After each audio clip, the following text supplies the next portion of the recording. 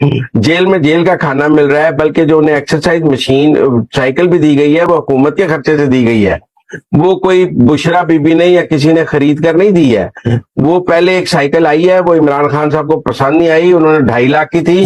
उन्होंने एक कंपनी बताई है जो 7.5 लाख की साइकिल है कि मैं उस पर एक्सरसाइज करूंगा। तो हुकूमत के पैसे से उनके लिए 7.5 लाख रुपए की एक्सरसाइज मशीन खरीदी गई है, साइकिल, ताकि थ्रेडमिल, ताकि वो उस पर एक्सरसाइज कर सकें। तो उनको चंदे की क्या जरूरत है? रोटी भी सरकार की, एक्सरसाइज भी सरकार की। और आजकल ना वो जेल में नेटफ्लिक्स पे पुरानी फिल्में देख रहे हैं। उन्होंने टीवी पे अपनी जेल में अपनी बैरक में टीवी पे नेट का कनेक्शन लेके नेटफ्लिक्स लिया है और वो नेटफ्लिक्स पे सीजन और फिल्में देख रहे हैं और कुछ नहीं कर रहे वो आजकल वहां। पर मुजम्मिल साहब, अलीमा खान का कहना है कि वो तो कुरान पाक की तिलावत करते हैं।